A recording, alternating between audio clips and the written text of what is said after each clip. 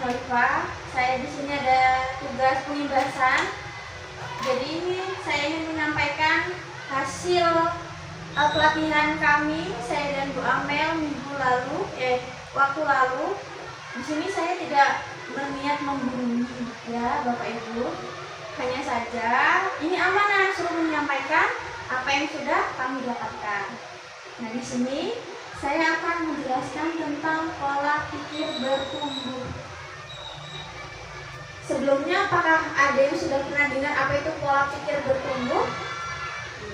Belum ya? Oke, mari kita belajar bersama-sama. Nah, pola pikir bertumbuh ini seperti yang dikatakan oleh Profesor Abdul Mukti, kalau orang berpikir dengan growth mindset, maka dia yakin masalah yang hanya sedikit itu jalan keluarnya banyak. Karena itu jangan menyerah, jangan putus asa, yakinlah ada jalan keluarnya.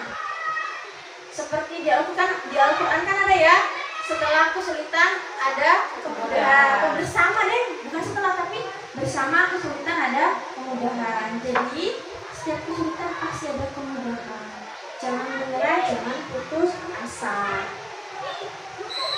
Nah, apa sih yang melatar belakangi kita harus grow mindset?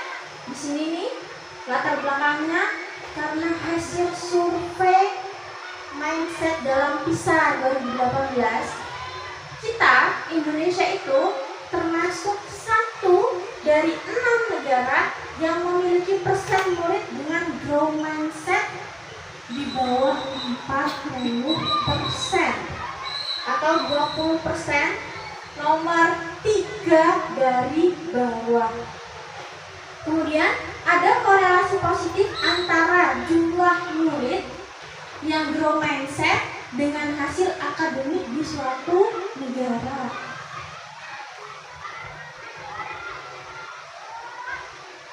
Nah, kenapa sih pola pikir adalah segalanya? Karena pola pikir ini akan mendikte tindakan yang dilakukan serta akan menentukan hasil yang diperoleh. Jadi kalau pola pikir kita benar, kita akan membuat tindakan yang benar dan insya Allah hasilnya juga akan benar. Tapi kalau pola pikir kita kurang benar, ya mungkin hasilnya juga kurang benar. Jadi pola pikir menentukan tindakan dan menentukan hasil.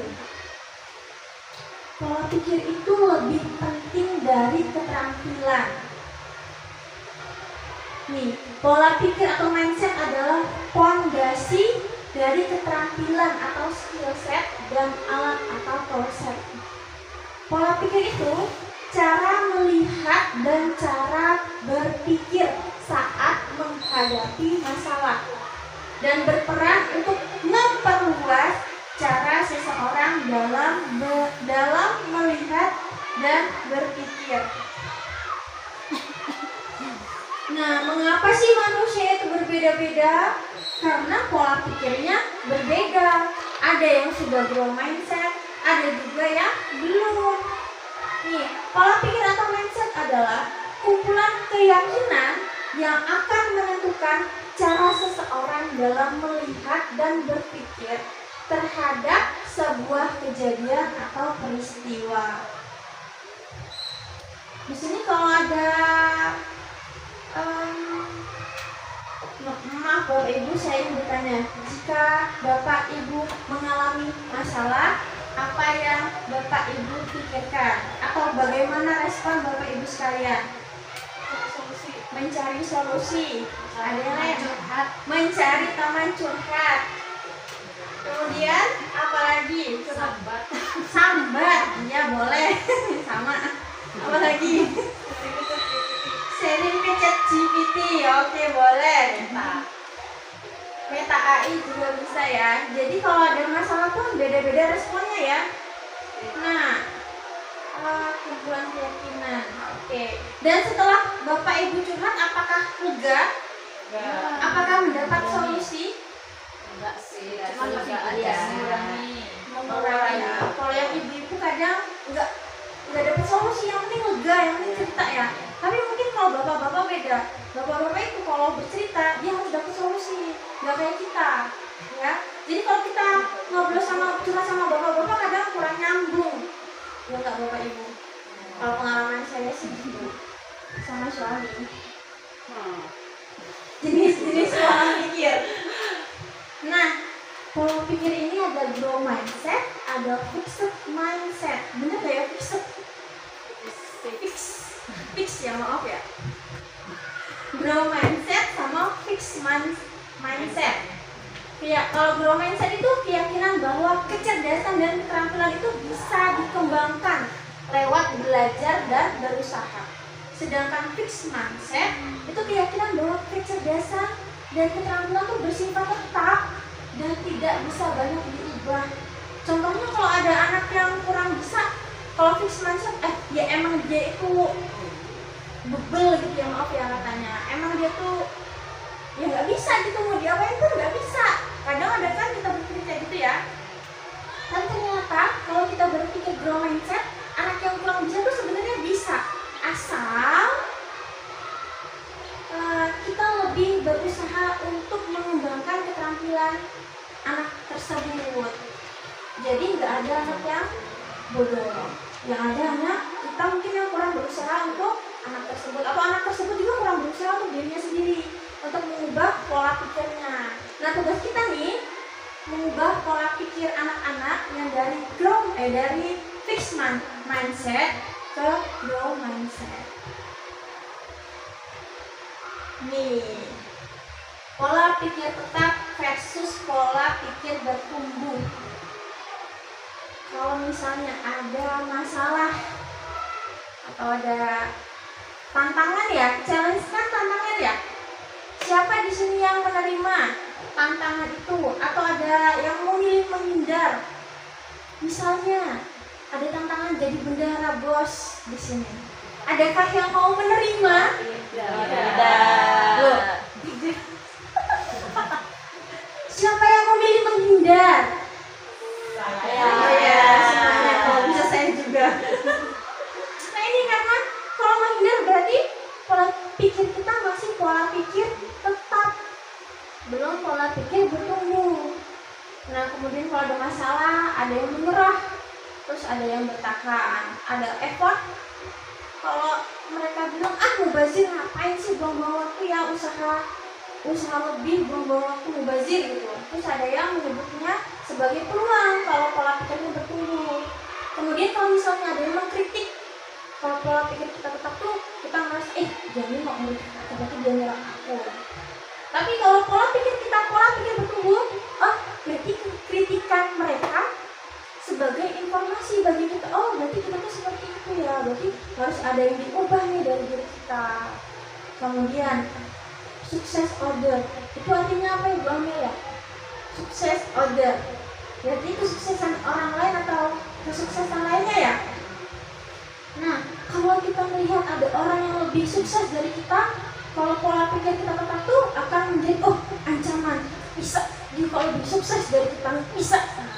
Tapi kalau kita berpola pikir bertumbuh, orang itu sukses. Misalnya saya nih, contohnya ya, wah Bu Rizky kok sukses ya, wah menginspirasi banget bagi saya, saya pengen sukses kayak Bu Rizky, misalnya begitu ya.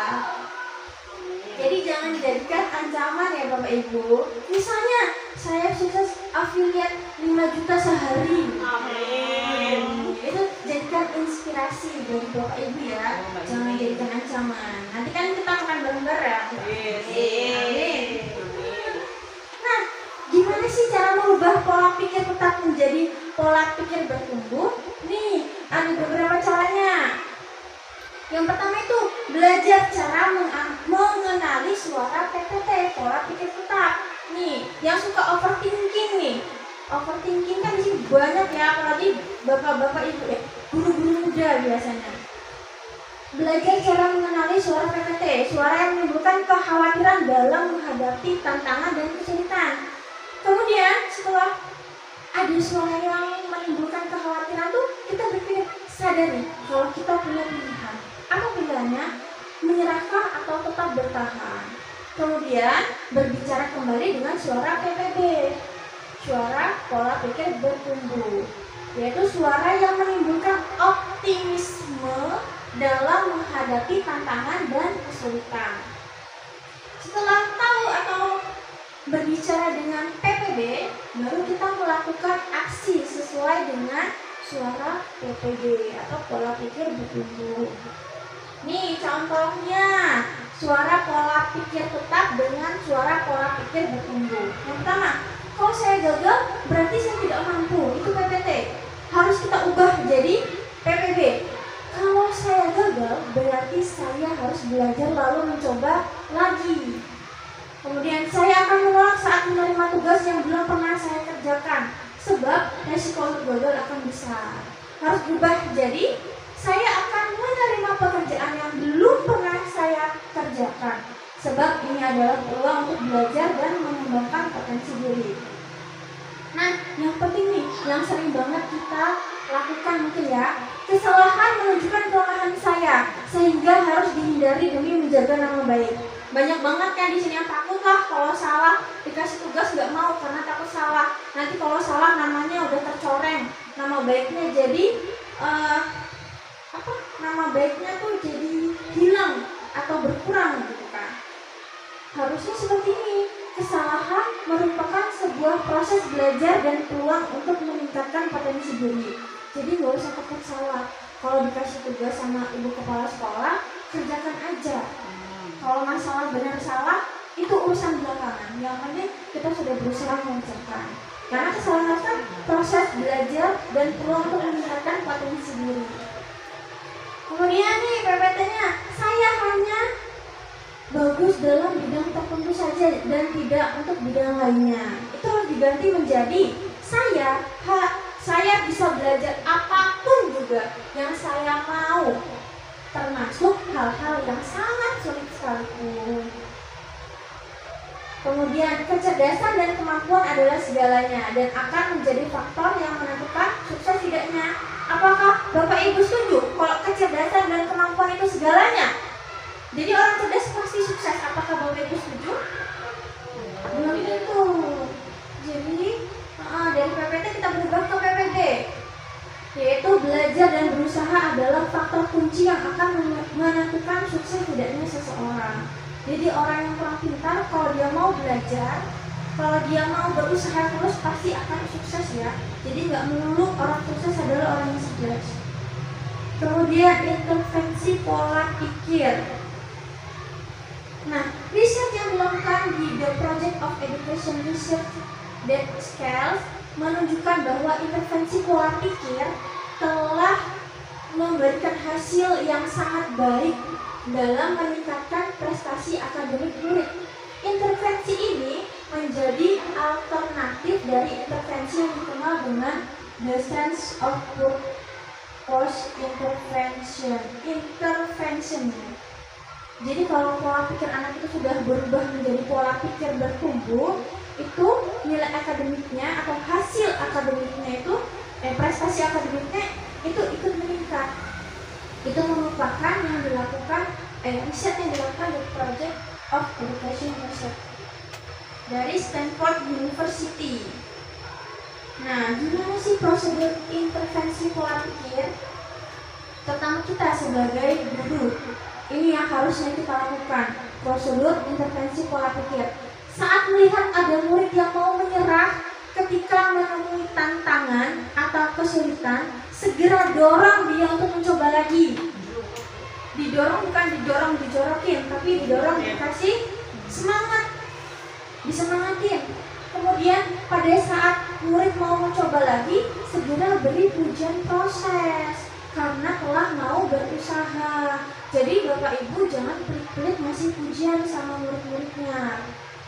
Kemudian jelaskan kepada murid tersebut tentang PPT dan PPD dan perbedaan utamanya pada saat menghadapi tantangan dalam belajar. Kemudian jelaskan kepada murid bahwa berbuat salah itu merupakan cara otak untuk belajar dan berkembang. Jadi kalau salah berarti mereka bisa punya kesempatan untuk belajar dan berkembang Bapak Ibu. Kemudian nih, gimana komunitas belajar ini dalam PPB?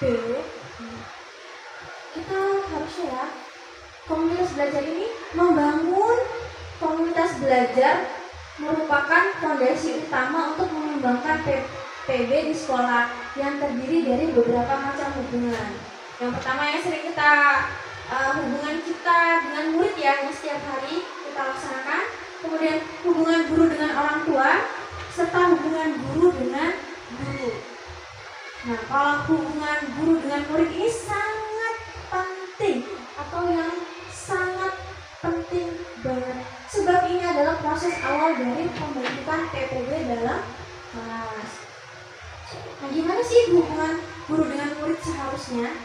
Nih, harusnya gini, murid itu mengetahui bahwa gurunya yakin kepada kemampuan muridnya dalam belajar. Terus kalau sudah yakin kalau gurunya itu yakin sama kemampuan belajar murid itu akan menghormati dan menyukai gurunya. Mau nggak disukai sama murid? Nggak mau. Mau nggak disukai sama murid? Mau. Bapak Ibu mau nggak disukai sama murid? Mau. Yang keras jawabnya, jangan diskusi. Kemudian kalau sudah seperti itu, murid itu bakal mau meminta masukan dari gurunya. Terus murid sadar bahwa nilai akademik yang diperoleh itu tidak lebih penting dari perkembangan diri mereka sendiri. Terus murid merasa aman dengan gurunya. Nah, gimana sih apa beda pujian pribadi dengan pujian proses? Cara guru memberi pujian atau kritik juga tuh menjadi faktor yang sangat menentukan tipe pola pikir yang akan terbentuk pada murid kita. Dua pujian ini ternyata memberi dampak yang sangat berlawanan. Nih, pujian pribadi, misalnya kamu pasti pintar, pujian pribadi. Tapi kalau kamu pasti sudah bekerja keras, itu pujian proses. Jadi Bapak Ibu, sekarang kita harus mengubah dari pujian pribadi ke pujian proses. Nih contohnya, pujian pribadi. Kamu memang berbakat dalam matematika, itu kalau pribadi. Kita ganti nih jadi pujian proses. Kamu butuh materi matematika yang akan menantang kamu. Kemudian kalau pujian pribadinya, kamu pintar sekali. Kita ganti jadi kamu telah menggunakan strategi yang tepat untuk menjawab soal ini. Lagi pujian pribadinya, kamu anak yang baik. Kita ubah menjadi kamu patut diapresiasi untuk usahamu yang sangat baik. Wow, kamu seorang seniman yang luar biasa. Jadi kamu telah memperlihatkan hasil latihan melukismu selama ini. Kamu memang terlahir menjadi seorang penulis. Diganti, kamu mampu memilih kata-kata yang sangat baik dalam tulisanmu. Jadi prosesnya Bapak Ibu yang dipuji, ya. Kemudian, nah ini penting banget, menambahkan kata yet, the power of yet. Menambahkan kata yet dalam sebuah kalimat negatif ternyata mampu mengubah maknanya dari tidak menjadi belum, sehingga terbuka peluang untuk mencoba lagi dan meraih sukses. Inilah prinsip utama dari pola pikir bertumbuh yang sangat berlawanan dengan prinsip tirani of no yang menutup peluang untuk mencoba lagi, sehingga mendorong terbentuknya pola pikir tetap. Jadi Bapak Ibu, sekarang gunakan kata belum ya. Misalnya, kamu tidak bisa diganti kamu belum bisa. Kamu tidak pintar ganti kamu belum pintar. Seperti itu. Nah, target performa versus target pembelajaran. Kalau target performa itu cuma fokusnya bernilai ya, cuman membuat seseorang terlihat pintar dan nilai yang dikejar kalau target performa. Tapi kalau target pembelajaran itu kayak prosesnya. Nih, target pembelajaran untuk membantu seseorang untuk belajar. Contohnya, mampu untuk berkomunikasi dalam bahasa Inggris. Nah, gimana sih cara melihat target? Cara menentukan targetnya. Di sini target ada kepanjangannya. Artinya task, auditory, recognition, grouping, evaluasi, dan time. Gimana sih cara menjadi perbedaan target performa dan target pembelajaran? Lihat dari tugasnya. Kalau target performa itu tugasnya terlalu mudah, tapi kalau target pembelajaran itu tugasnya bervariasi.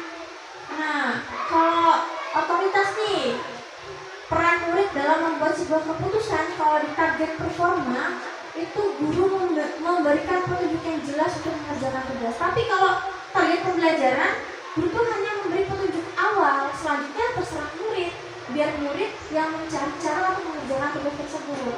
Kemudian pengakuan. Target performa, murid dihargai karena sudah mengerjakan dan mengumpulkan tugas. Tapi kalau pembelajaran, murid itu dihargai karena sudah menunjukkan usaha dan strategi dalam mengerjakan tugas. Nah, sekarang pembelajaran berbasis otak.